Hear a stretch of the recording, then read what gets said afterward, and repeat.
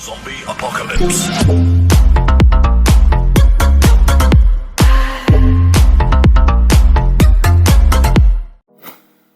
Alright, what is going on everyone? This is Lanzos here, and today I will bring you my first video regarding my channel. Hope you all do enjoy, and please don't butcher me too much with the content and how I hopefully do move on forward.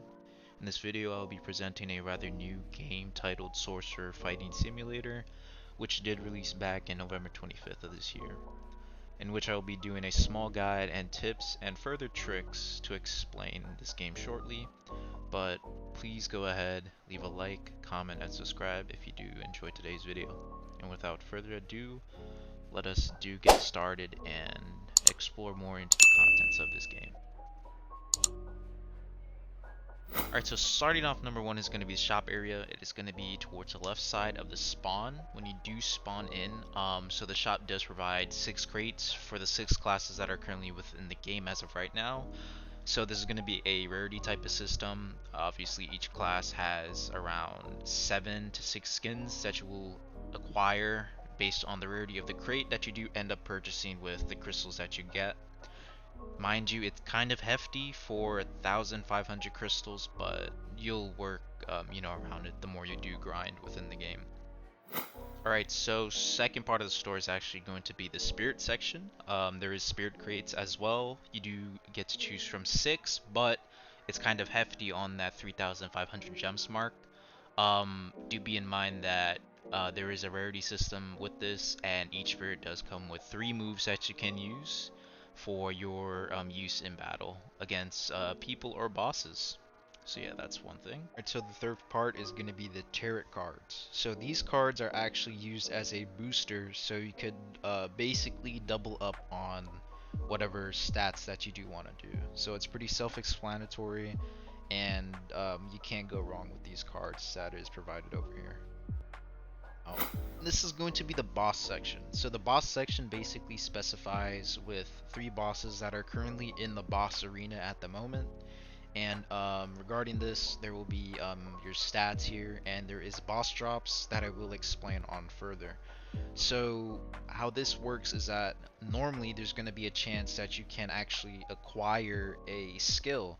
So this skill that you will pick up is going to be in your power section, and there's going to be multiple skills within the general, and then the final move for every class that you do obtain. So it's good to farm these bosses if you do want to activate that final move, just so you could use it for other boss runs or even PvP as well. Alright, so next up is actually doing the bosses. So whenever you do get high enough, you can actually solo these bosses, but over here you do actually see I'm going to be playing with a buddy of mine. We considerably do enough damage to actually take the Colossal Crab out within less than a minute. So it's it's good to always have people, but just mind you, the more people you do actually have, and based on their power, um, the boss's health will actually seemingly increase. So how damage actually works with the bosses, so you don't all take the same amount of damage.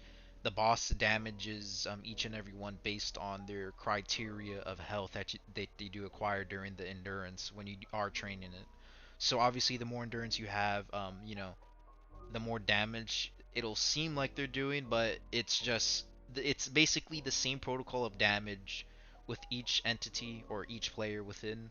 It's just endurance and stat levels are obviously different to calculate and acquire towards that standard.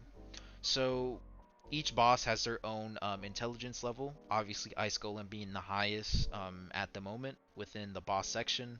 Mainly each boss is basically easy in a sense to defeat them. There's obviously going to be an objective towards them, like Ice Golem over here, where you just basically have to destroy the orb and just attack him when he's in his down state.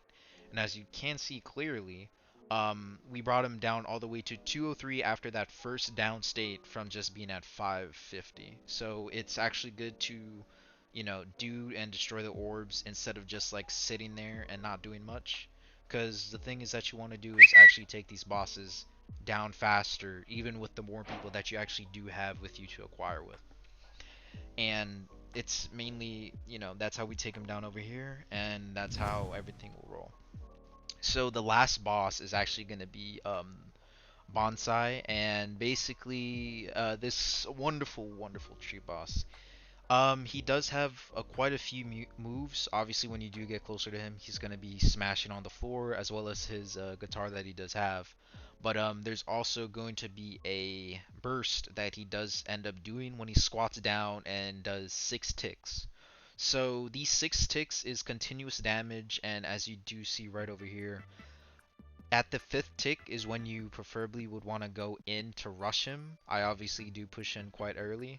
So it's good to attack him on his fifth to sixth tick as he's done, just so you have enough time, because his recharge time of getting up is actually much faster than ice golems.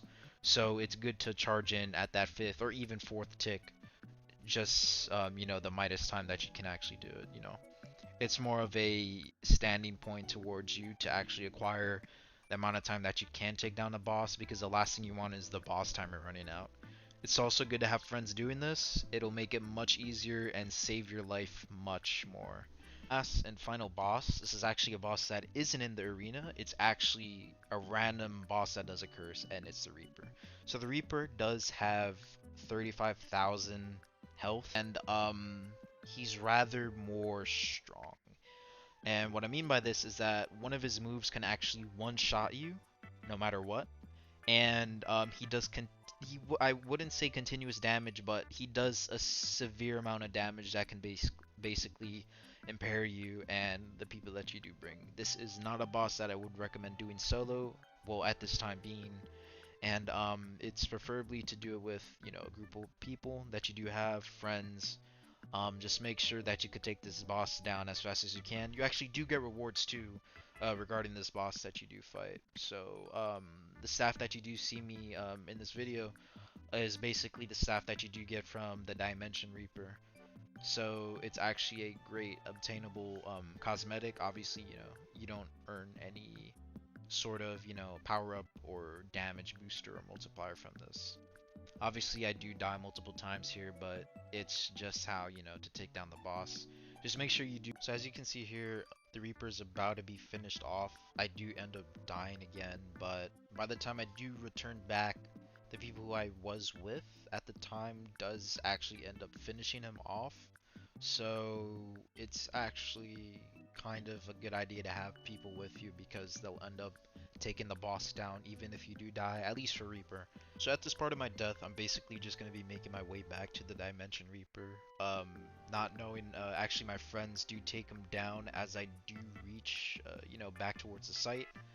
But, this is how you do end up getting the reward. So the reward is based off the amount of damage that you do deal on the boss, which also determines the amount of crystals and mana that you do see right here.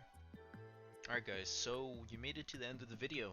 And for those of you who did stay in and watch the video, I do hope you did enjoy this. This is honestly my first take and first time doing this. I respect you for, watching this and making it this far. Thank you all for watching. This is Lanzos, and I'm going to be signing out.